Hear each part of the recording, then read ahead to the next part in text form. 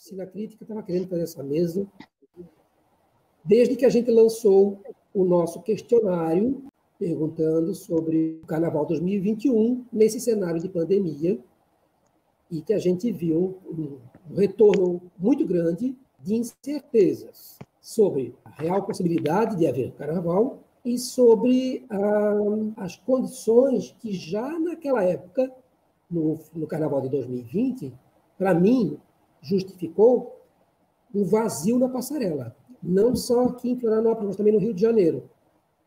Sabe que você está vendo televisão e está pensando por que a passarela está tão vazia a 1h da manhã? É muito cedo, né? E essa resposta apareceu no nosso questionário. Teve gente que respondeu que já não foi para o Carnaval de 2020, preocupada, assustada que estava, porque já estava acompanhando o que estava rolando lá na China e na Europa. Essa foi a grande verdade. As incertezas só continuam, e hoje em especial, né, eu acho que eu passei o link para todo mundo do nosso grupo, acompanhar uma matéria muito interessante da Globo News, edição das 10. Eles fizeram uma enquete rápida em 4 pontos. Rio de Janeiro, São Paulo, Pernambuco, Olinda, Salvador. Mas, enfim, esclarecendo mais sobre a proposta desse evento, né, aqui da Oficina Crítica, é de ser uma série de mesa redonda para discutir os impasses e essas incertezas que rondam o Carnaval brasileiro pós ou dentro da pandemia do coronavírus, né? Porque esse rótulo também é uma incerteza, né? Pós-pandemia. Mas, com certeza, em meio a uma sequela mercadológica, isso é garantido. Seja pós ou dentro da pandemia, há uma sequela mercadológica que já se instalou. E é justamente para fazer uma relação entre história, cultura, ciência, economia e mercado que alguns integrantes do OCC que estão aqui, Graça Carneiro, Adriana Rosa, nessa abertura, o que a gente pretende é deixar no ar a nossa linha de pesquisa com o tema. Nós temos um videozinho para ver também, com 2 historiadores. Para mim, foi uma grata surpresa, né? Depois a Graça me explicou. Eu não conhecia a Fátima Costa Lima, aqui de Florianópolis. Gostei muito de conhecer. Mas fiquem à vontade para fazer as boas-vindas de vocês também e tecerem algum preâmbulo sobre esse tema, Carnaval pós-pandemia ou durante a pandemia e essas sequelas mercadológicas. Fiquem à vontade, meninas. Olá, boa noite. Parabenizando a Oficina Crítica, então, por essa inovação, essa série de debates que está sendo lançado. E, bom, minha área é gestão cultural. Também atualmente estou participando do Conselho Municipal de Cultura e já venho colaborando com a Oficina Crítica desde o início, junto aos colegas. Também fui, no passado, uma época muito intensa com a questão do Carnaval, especialmente nos antigos performances em desfiles de clubes, né? Os nossos quase extintos desfiles de Carnaval. E muito interessante, há algum tempo a gente já vem discutindo bastante dentro do Oficina Crítica essa questão das políticas públicas para o Carnaval, tanto as políticas públicas para Carnaval a nível nacional, quanto a nossa cidade, Florianópolis.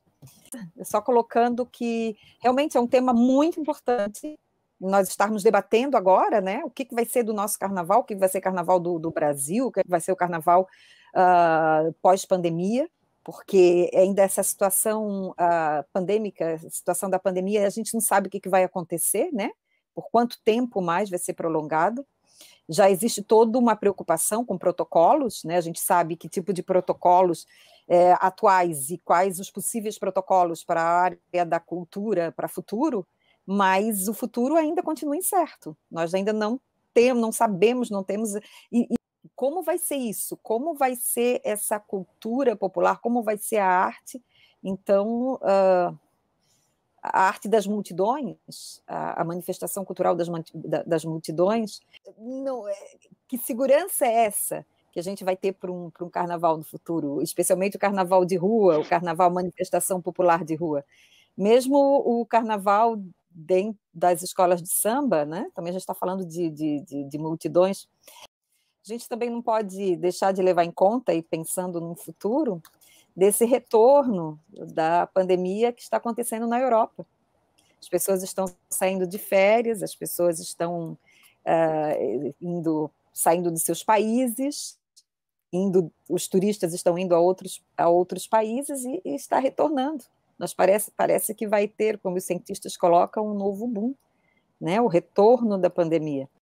E o Marcelo citou, então, esses dois palestrantes, achei muito interessante. A Fátima Lima foi minha colega de especialização da UDESC, do Centro de Artes, e fez seu doutorado sobre carnaval, então é uma pessoa com muita informação para nos repassar, acho uma boa ideia tê-la como uma debatedora, uma palestrante para o futuro, acho bem importante. Além do que também ela é casada com a Edinho, uma pessoa também que trabalha com carnaval há muitos anos, né? Uma pessoa muito importante dentro da história do carnaval de Florianópolis, então acho realmente bastante interessante, quem sabe os dois falando um pouco sobre essa questão do carnaval. Mas era isso, vamos ver como é que vai o nosso ritmo hoje. Acho que a Adriana passou a bola bem para a Graça, quando falou aí no... Porque nessa matéria que eu estou sugerindo para quem puder resgatar no Globoplay, porque eles foram para o Rio de Janeiro, foram para São Paulo, falaram com o coordenador do bloco do Baixo Augusta, falaram com alguém lá do Recife e de Olinda, e alguém do Rio de Janeiro. Em Salvador, foi também alguém, acho, tipo uma liga de bloco, que falou em nome de todos os blocos. E, aliás, o que ficou flagrante na matéria é que, quando se entrevista o povo brasileiro, ele não quer imaginar, ele não quer pensar que não vai ter carnaval. Então, ele acha que tem tempo hábil, sim, para fevereiro ter uma vacina para todo mundo e a gente está lá no carnaval. Quando não, um pouquinho adiante, maio, junho, julho, aí entra essa questão de transferência do evento.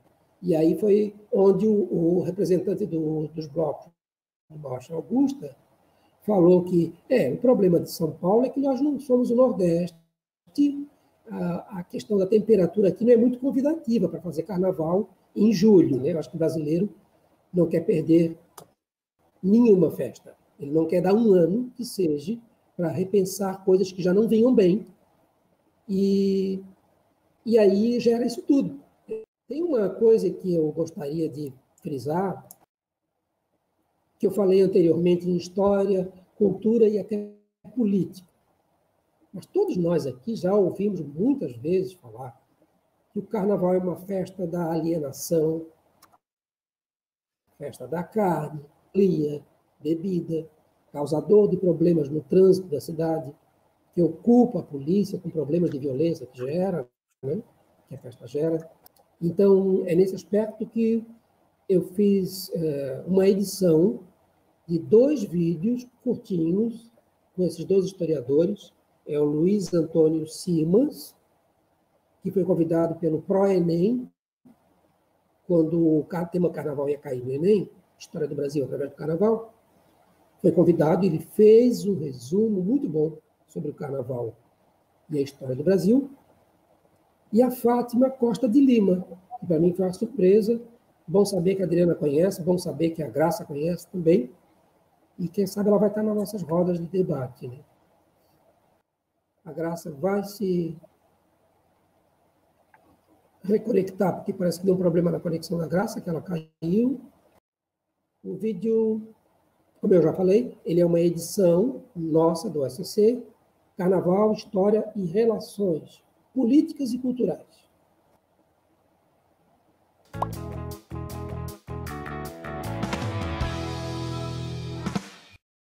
Bom, a política no carnaval, ela aparece o tempo todo? Desse carnaval que nós conhecemos ligado ao calendário é o catolicismo medieval, porque a Igreja Católica durante a Idade Média, um período em que a força da Igreja era enorme, a Igreja a rigor cria a Quaresma. O Papa achou que tinha gente pecando demais, então se estabeleceu o feriado os dias de Quaresma. Você tem, em geral, dois tipos de carnaval. No Rio de Janeiro isso é muito evidente, em vários outros lugares do Brasil. No Rio de Janeiro, que é onde elas já nascem dentro de um contexto político muito forte. O Rio de Janeiro é a capital. O Rio de Janeiro é uma cidade muito diferente no Brasil, porque ela foi a maior parte do tempo da existência do Brasil como colônia, como impérios, enfim, como república. Ela foi a capital e as escolas de samba nascem objetivamente relacionadas com a questão política. Você tem um carnaval de avenida, escolas de samba, desfile de escola de samba tem no Rio, tem em São Paulo, tem em Uruguaiana, tem em Porto Alegre, Florianópolis e tal. O desfile de carnaval é o desfile do carnaval da disciplina das escolas de samba. Organizado, com nota. É organizado, tem nota, tem tema pré-determinado, tem alas, tem tudo isso. O carnaval de rua é o lugar do inesperado. Porque o carnaval de rua popular, de origem inclusive portuguesa e que aqui evidentemente passa a ter características muito ligadas à herança africana, indígena, era o chamado carnaval do intrudo. O intrudo era aquele carnaval de rua marcado pela presença popular, havia muitas denúncias da violência no intrudo e tal. Porque o carnaval tem fama de ser uma festa de alienação. E eu costumo dizer que quando a gente estuda o carnaval, a gente vai ver que o carnaval é uma festa profundamente política. O carnaval, ele é político por uma coisa muito interessante. Ele bota o povo na rua e objetivamente, o povo na rua é político. Dá pra gente contar uma história do Brasil através do carnaval.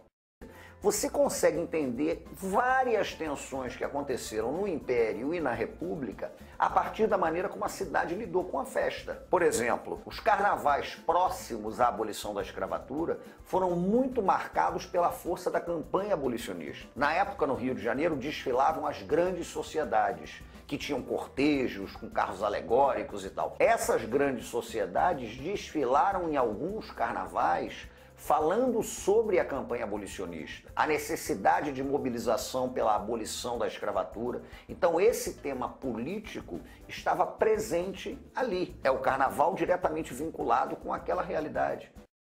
Na história das escolas de samba, as escolas de samba surgem entre o final da década de 1920 e a década de 1930. Elas sempre foram instituições que tentaram dialogar com o Estado. Isso fica muito evidente, por exemplo, com a Era Vargas. No Estado Novo, que foi a ditadura do Getúlio Vargas de 37 a 45, e é um tema que aparece com frequência, havia um discurso de exaltação a valores nacionais visando construir uma certa identidade brasileira. E as escolas de samba nascem objetivamente relacionadas com a questão política. Então, elas nascem no Estado Novo, né? Elas nascem com Getúlio Vargas, elas nascem quando nasce o Estado Novo e elas vão se modificando, elas existem na ditadura. O Brasil vivia os anos de chumbo na política, com repressão, né, as denúncias de torturas e etc. E na economia, os anos do milagre. E o milagre era baseado também em muita propaganda do Brasil grande. Pra frente, Brasil, ninguém segura esse país, esse é um país que vai pra frente, Brasil ame ou deixe. De certa forma, as escolas de samba embarcaram nessa onda. Inclusive fazendo enredos com temáticas nacionais. Porque as escolas de samba no período militar também vivem aquela tensão. Sobretudo entre 68 e 73, 74, que é o período do milagre brasileiro. Por outro lado, algumas escolas de samba que ousaram enredos mais politizados. O Império Serrano fez um enredo chamado Heróis da Liberdade, e esse carnaval foi um pouco depois do lançamento do AI-5. O AI-5, que foi o conjunto de leis mais pesado da ditadura, foi em 13 de dezembro de 68. Carnaval de 69, o Império canta Heróis da Liberdade.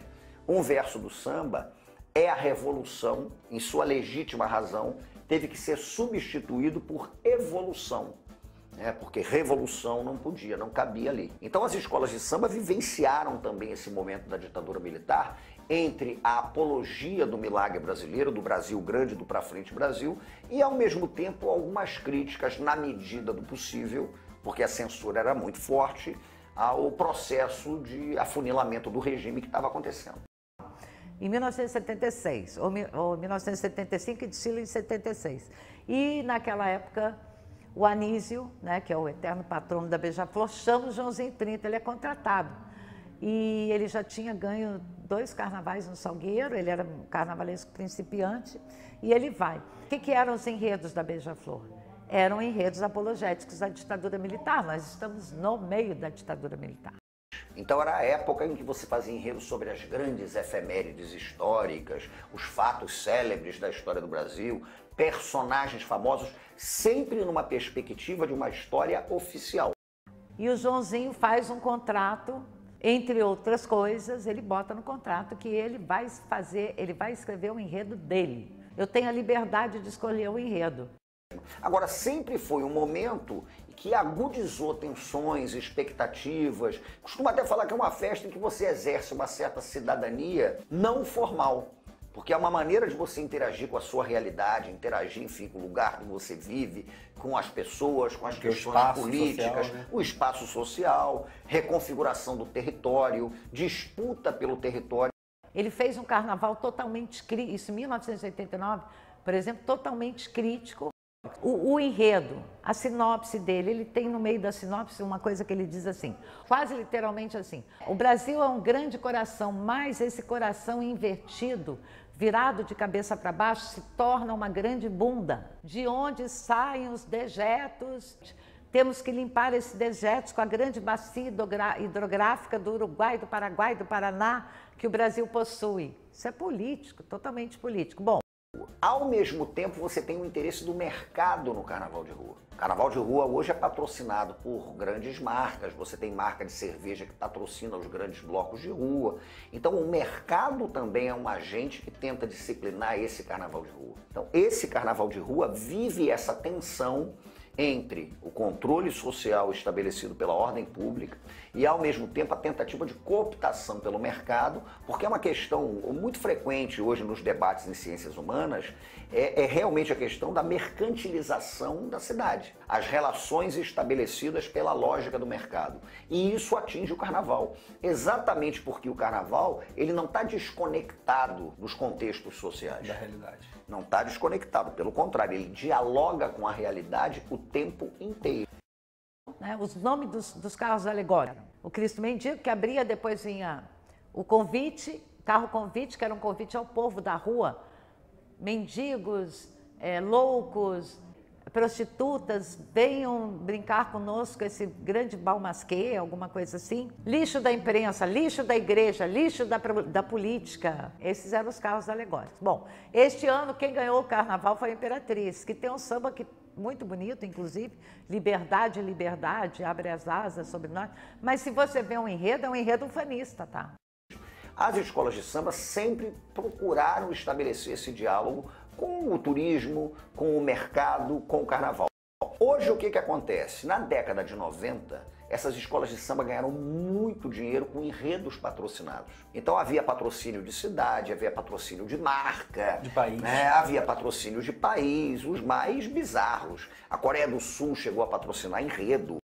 Mas a crise, sobretudo pós-2008, que se aprofunda e não sei o que e tal, faz com que esses patrocínios eles comecem a sumir. Se de um lado as escolas de samba vivem essa crise, por outro lado, isso sugere soluções mais criativas.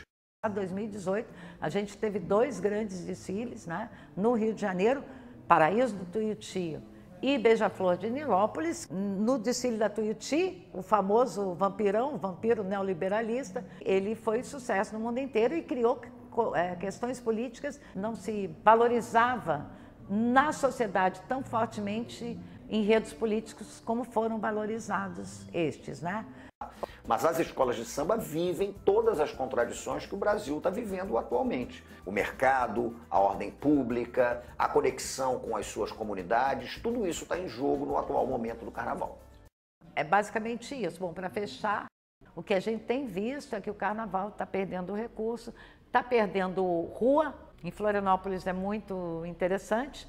Quem veio no centro da cidade o ano passado viu a praça toda cercada de tapume, foi revistado pela polícia, tudo cercado. Eu passei, tem que levantar e as pessoas Enfim, uma coisa que é muito estranho, está muito difícil de fazer carnaval.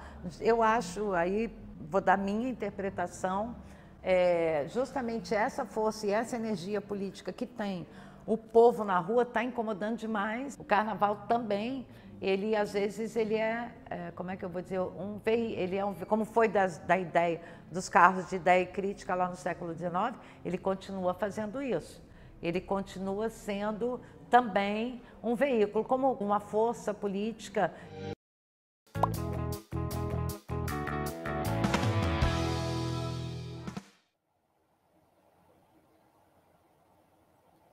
A Graça, eu recebi agora uma mensagem dela, ela está com alguns problemas de comunicação e, infelizmente, ela não vai poder continuar conosco hoje. É bastante interessante esses temas, Marcelo, que pena que bom, obrigada por ter feito a tradução para nós e esse resumo. Eu vi, é uma pena. Eu vou botar o link na descrição, quando eu expus o vídeo, que eu queria a fala deles para vocês verem, né? Assim, quanto de conteúdo num vídeo de 11 minutos. E tentando resumir ainda mais tanta abordagem, eu diria que me salta os olhos, né, que se percebe então nos dois vídeos, é que sempre amordaçaram essa grande festa. Ora a igreja, ora o Estado, mais recentemente a mídia, o mercado. Para mim, a fala desses dois historiadores esclarece um pouco a má fama do carnaval no Brasil, e o mercado é uma mão um pouco mais contemporânea. O vídeo fala da década de 90, quando ela tenta cooptar o mercado, né, os desfiles da avenida, e mais recentemente com o carnaval de rua, que tem sido o alvo dessa mão cifrada. Então, essa mão cifrada do mercado está saindo da avenida e está indo para a rua. Então, é aí que está um detalhe muito delicado para quem é de agremiação carnavalesca, pensar e refletir para levar para suas comunidades. Porque a pandemia também acabou deflagrando uma fratura na nossa sociedade muito grande, né? Ou seja, uma fratura no governo, no município e na nação federal mesmo, enquanto governo federal mesmo, ou seja, uma série de deficiências, e a questão monetária vai ser um paradigma muito sério. Então, é preciso uma reinvenção, uma nova reinvenção. Por isso que eu disse que o carnaval sofreu várias transformações, desde que nasceu, desde que chega no Brasil como intrudo, desde que vira escola, e desde que vira um grande espetáculo na passarela, e agora está de novo diante de um divisor de águas. Quando eu vejo essa polêmica na televisão, na matéria de hoje da Globo News, isso foi bem flagrante. A Graça fez uma leitura muito boa, eu gostaria muito que ela estivesse aqui para ela explicar para a gente, né, como ela percebeu a fala de São Paulo, a fala do Rio, a fala de Salvador e a fala do Recife. Como sempre, o Sul, né, não foi citado. Então, ficam muitas perguntas mais do que respostas. Eu acho que essa primeira rodada é para jogar mais perguntas do que resposta, né? Já que todo mundo meteu a mão no carnaval, o Luiz falaram no começo que a igreja, o calendário é da igreja, é o catolicismo medieval. E o Estado, com as suas regras, sempre teve uma mão em cima. A pergunta é, quando essa massa que move essa grande engrenagem, que é o carnaval cultura, carnaval história, carnaval ancestralidade, muito antes do carnaval economia, antes do carnaval cifra, vai ter as rédeas na mão? Será que as incertezas trazidas pela pandemia não podem ajudar essa instituição a se reinventar? Será que a pandemia, também não deflagrou essa fratura de governança no país? E não é hora dos carnavalescos, usando o carnavalesco aqui para sintetizar, resumir, todo mundo que vive apaixonadamente pelo e para o carnaval, para tentar virar a mesa a seu favor, é isso que a gente tem que levar para discussões mais amplas. Eu não sou historiadora da área do carnaval, mas tenho aprendido muito, especialmente com os debates e as discussões do OCC. Acho que a gente sempre tenta fazer um resgate desses tópicos que você vinha falando. O Oficina Crítica do Carnaval já vinha fazendo um pouco desse debate, né? Quando nós escrevemos um diagnóstico do Carnaval, que é um diagnóstico do carnaval local, e esses temas desses palestrantes que você traz agora para nós, né, que eles colocam de uma maneira tão clara, esses pesquisadores do carnaval brasileiro, eles colocam temas que são temas realmente muito atuais e que o Oficina Crítica já vem digerindo esses temas, já vem provocando através do diagnóstico esses temas. E realmente se vê hoje, trazendo para a nossa realidade aqui do Carnaval de Florianópolis, a gente que cresceu, né, convivendo com o carnaval local, digamos, manezinhos que cresceram vendo esse carnaval, a gente acabou acompanhando todo esse carnaval livre, esse carnaval também que tinha um cunho político e crítico, e sai das ruas da Nossa Senhora do Desterro e que saem da Praça 15, né, abraçados pela figueira, vislumbrando a catedral. Então, todo um carnaval livre que ocorria ao redor da praça e nas ruas de Florianópolis, como esse carnaval, o carnaval das escolas dos blocos, que acabam transformando-se em escolas de samba, e essas escolas que vão parar num espaço próprio para elas, que é o espaço da Negatide, do prédio da Negatide, o Sambódromo, que nós temos ali no aterro, e como tudo vai se privatizando. Quer dizer, o que aconteceu? Isso seria também interessante da gente. Eu estou tentando trazer esse olhar para cá, para a cidade, né? E depois da privatização, que foi recente, nós temos agora a questão da pandemia. E eu, como posso colocar com o meu olhar da gestão cultural, o que eu posso colocar é que agora, para essa pandemia, primeiro, a gente tem um espaço, que é o espaço das escolas de samba, que está privatizado. Como vai ficar isso? Vai ser utilizado, é o espaço público, é o espaço da prefeitura, vai ser cedido de volta para acontecer o carnaval? Como vai ficar esse espaço? Então, ele vai ser como se constroem essas multi-arenas, ou esses espaços multiculturais, que servem para o serviço público e também serve para a manifestação cultural, até algo inédito, né, a nível de Brasil.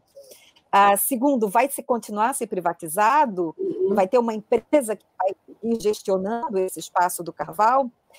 Outro aspecto também a se pensar, a se refletir, sim, o carnaval, enquanto espaço público, se torna um espaço privatizado. E quais as políticas públicas para esse carnaval que vai surgir na era pós-pandemia? Porque nós sabemos que mesmo que se encontre uma vacina, mesmo que as pessoas estejam minimamente protegidas, nós sabemos que vai existir um protocolo, segue um protocolo, porque vai ser reunião, quando a gente sabe que o espetáculo, o carnaval, a gente está falando de centenas de milhares de pessoas no mesmo espaço. E como é que vai se debater sobre isso? Como vai acontecer? Então, nós estamos falando de políticas públicas, né? O município, no caso, o Estado, o município, vai ter que sentar à mesa junto com a iniciativa privada, se vai ser gestionado por uma iniciativa privada, se vai ser patrocinado por uma iniciativa privada, vai ter que sentar à mesa. Vai ter que sentar à mesa a Secretaria de Turismo, porque como é que vai ser isso, como você bem mencionou, Marcelo? De que forma que o clube de diretores lojistas, de que forma que a rede hoteleira vai estar esperando esse turista ou esse anfitrião, de que forma que essa pessoa que vai brincar o carnaval, como é que vai ser a estrutura dos restaurantes e da rede hoteleira? Como é que vai ser também sentar à mesa essas escolas de samba que apresentam o espetáculo? Deixa eu pegar o gancho nisso que você está falando, essa questão que imposta pela pandemia, da transferência do calendário, ela é muito incongruente com uma coisa que o carnaval sempre, recentemente, vou falar, né, recentemente a nível de história, queria, que era fixar o calendário para pensar na questão de facilitar para o viés econômico, mas não podia porque o carnaval está no Congresso para ser votado, esse projeto de fixar a data. Ele nunca passou, ele nunca foi votado. Agora, por vias da pandemia, então parece que abre-se uma exceção, E talvez, então, em 2021, o carnaval pode acontecer em maio, junho, julho, agosto, setembro, né? E, nesse momento, então, cai por terra todos os pressupostos que vinham segurando esse detalhe. Então, percebe como ainda é uma questão econômica, degladiando com uma questão litúrgica, muito curioso isso, né? Mas a questão cultural, que eu acho que está pontuando, né? E eu acho que é o que a Graça ia fazer também, essa questão cultural, ela está ficando soterrada. Está ficando soterrada pelas cifras.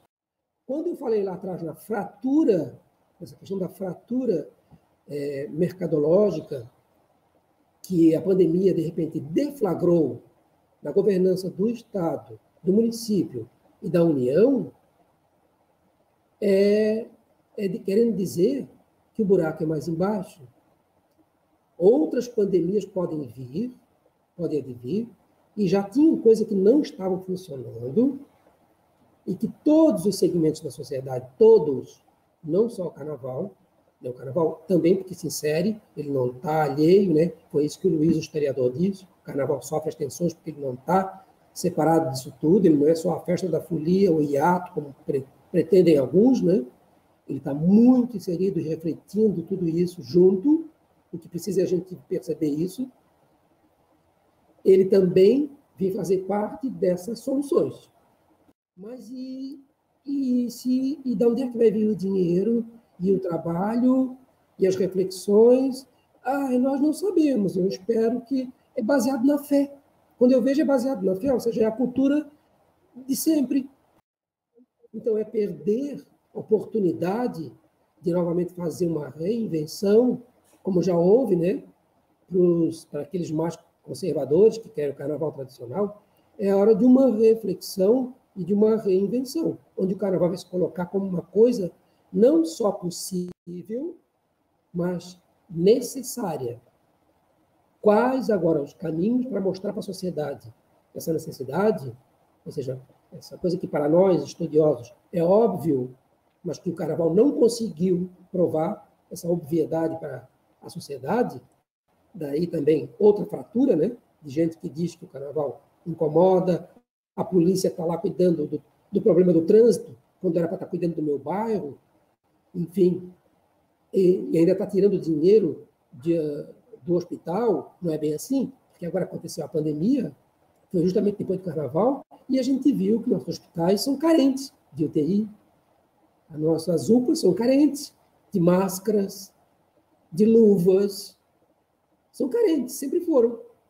E aí? Então, é cruel dizer que o carnaval tirou esse dinheiro. Né? Se, por um lado, as grandes empresas sempre veem isso como um caixa forte. Então, está na hora de quem faz carnaval, de quem faz a festa, tomar o manche desse avião e dizer: tá, nós vamos fazer, nós temos aqui a engrenagem principal, e se vocês não enxergaram ainda, mas é preciso buscar essa lente. E eu escutei de um roteirista de cinema chamado Marcus Bernstein, olha só o que ele diz, e claro que ele está falando de audiovisual no momento atual do Brasil, pós-pandemia, e política atual do Brasil, mas tira a palavra audiovisual, aliás, eu já tirei, tá? Eu vou ler para vocês, e eu tirei a palavra audiovisual, a palavra cinema, mas vejam as inquietações dele, vejam o discurso dele, e pensa no carnaval e vê se não se veste direitinho. Tudo. O Marcos fala assim: mesmo quando tudo está funcionando direito, a burocracia e a crítica sobre nós é muito grande. É uma luta constante. E a legitimidade das instituições tem sido questionada sempre, como se fosse fácil fazer, como se fosse uma opção fácil de vida. As pessoas fazem porque gostam, são apaixonadas, mas gostar não é suficiente para você poder viver bem daquilo que você gosta. É um pressuposto, mas não justifica criar dificuldades. É uma tolice não perceber que é uma atividade que gera cultura e que a questão econômica envolvida é óbvia. Qualquer um que sabe ler números vai perceber. Muito embora, nesse momento político atual do país, até a questão econômica não parece óbvia, advinda do nosso setor. Vai ser preciso apresentar números com mais ênfase. Para além dessa questão econômica, que é mais fácil estampar a importância através de planilhas e resultados, vem a questão da cultura. Cultura é a identidade de um país e traz outro tipo de riqueza. Para o país, ela é necessária. E ela só sobrevive com uma regulamentação positiva, com uma postura proativa do Estado e da sociedade. Se você só produz um tipo de cultura específica de massa e que não é suficiente para representar o país, não é legal. E o Brasil, pela riqueza de mistura de raças, ecumenismo, pelo gigantismo, que dependendo da hora é valor, dependendo da hora é problema, não tem como não ver isso como riqueza estimuladora nas instituições culturais que fazem essa leitura de país. Que é isso que o nosso amigo Luiz Antônio está dizendo, né? Dá para fazer uma leitura de Brasil através do carnaval. Não pode haver dirigismo cultural. Quando ele digo proativo, fala o Marcos Bernstein, é no sentido de dar às pessoas condições de gerarem e usufruírem ideias que você gosta ou não gosta. Então, aqui estou falando daquela população que diz: não deve haver investimento do carnaval, porque vai tirar dinheiro para aquilo, e tem uma parcela que gosta, vou botar isso em números, né, e uma que não gosta. Lembra que o OCC premiou o jornalista Renato Igor por causa da defesa que ele fez sobre isso, né? E todo ano vem essa polêmica. O que o Marcos quer dizer é o seguinte: não gosta, não vai, mas não condene. Não compre a ideia, mas não combata. Não gosta, desligue. Que maravilha poder ter algo e dizer: não gostei. Levantar-se e ir embora. E buscar aquilo que lhe faz bem. Esse é o privilégio da democracia, liberdade. A questão você colocou muito bem, está muito bem explícito para o carnaval, está perfeito o texto, porque esse texto pode ser para carnaval, a partir do momento que o texto está bem, bem amplo, ele generaliza, né? ele deixa aberto essa porta. O carnaval é identidade cultural, nós estamos falando de um Brasil multicultural, e dentro desse universo maravilhoso brasileiro, a gente tem essa manifestação cultural que é o carnaval, tem coisa mais rica, tem... Então, mas é o momento que está gerando isso, o momento está gerando essa reflexão toda. Né? A pandemia vai ser um divisor de água. Tem tudo para ser um divisor de água, né? Tem tudo.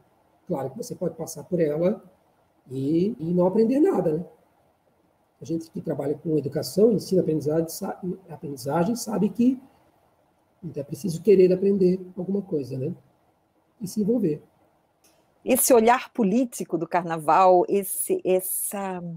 Então, quando se fala em carnaval, vamos começar, se fala de identidade cultural, se fala da cultura, muito bem colocado nesse texto da área do audiovisual.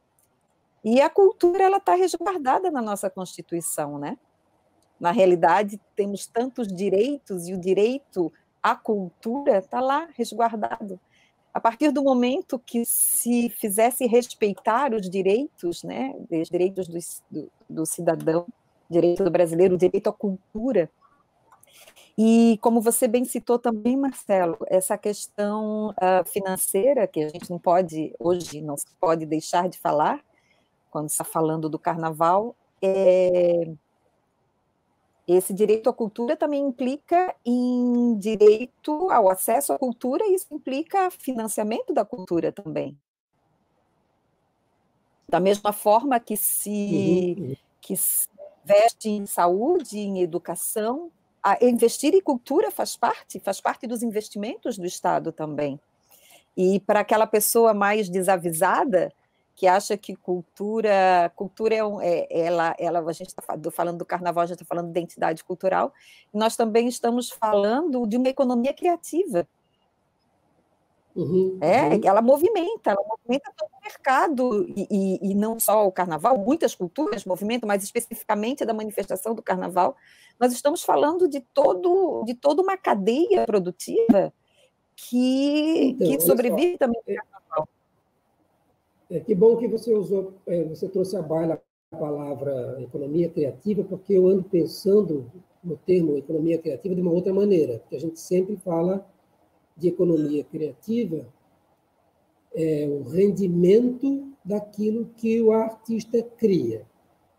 Eu agora parei para pensar de um outro ângulo, me posicionei de um outro ângulo, que é aquele ângulo assim, de que maneira, aproveitando um gancho de uma fala anterior, que dissesse sobre a questão do capital, né, da política pública, de que maneira a criatividade brasileira, essa criatividade que é tão enaltecida em todos os segmentos no seu povo, de que maneira essa criatividade pode ser a geradora de uma economia, de uma sustentabilidade, porque essa economia tem que estar atrelada à sustentabilidade, que vai garantir o ano seguinte, o próximo, e o próximo, e o próximo, com adesão.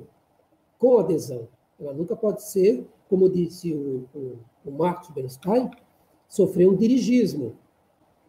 Então, de que maneira essa criatividade vai fazer uma economia que vai soldar, vai tentar soldar, vai tentar, né?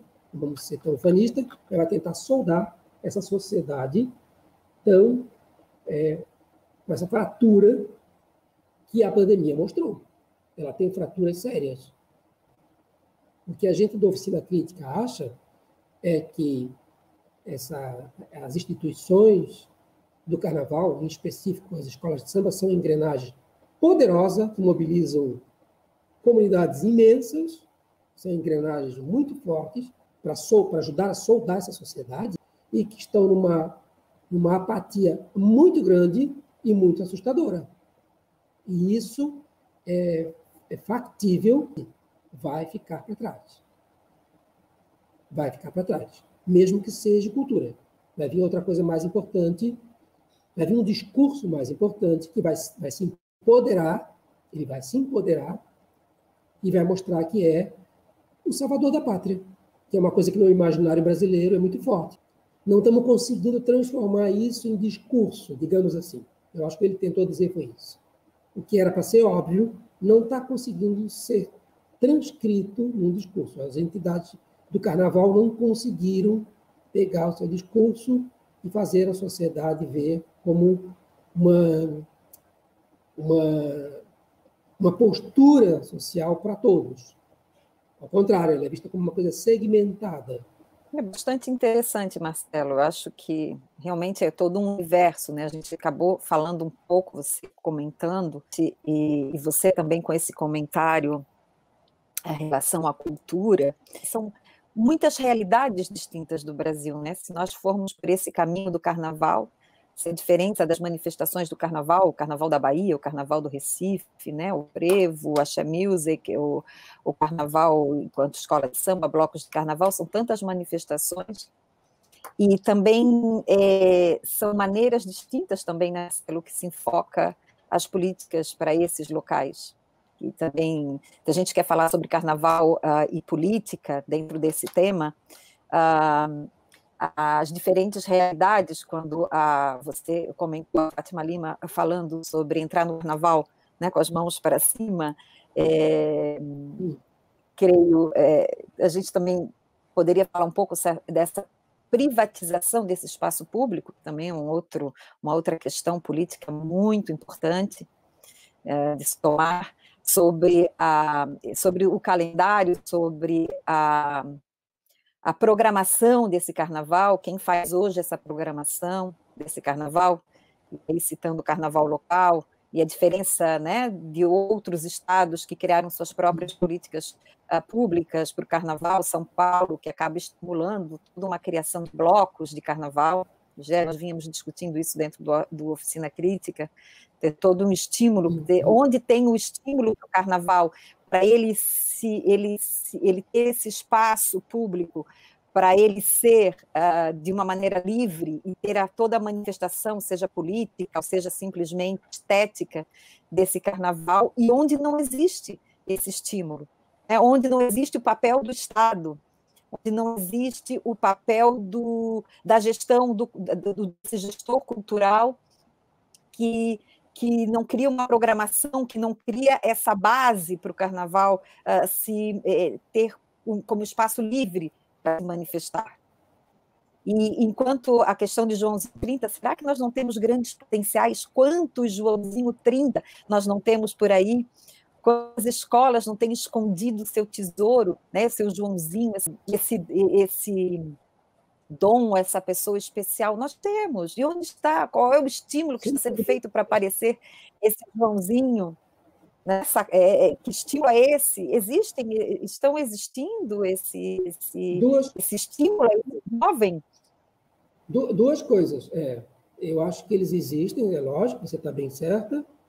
E quais são os estímulos dessa juventude, que é futuro, né? Isso é um clichê, mas é verdade.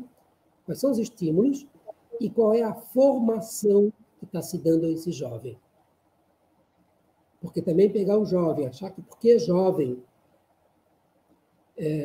ele por si só é a garantia de um futuro, não é.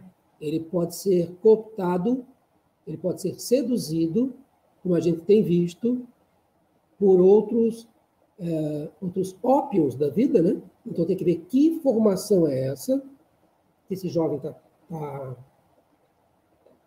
está sendo formado por quem ou de que maneira, porque, de repente, ele pode estar lá encabeçando um organismo cultural com um conceito totalmente deturpado. Porque nós não temos o quê? Nós não temos a cultura da defesa do patrimônio cultural. É outra fratura que nós temos na nossa sociedade, né? Então tem que pensar nessa formação. Mas, enfim, vai estar sempre numa sociedade, como disse o historiador, convivendo com as suas tensões. Então tem que lidar com isso, com essas responsabilidades também.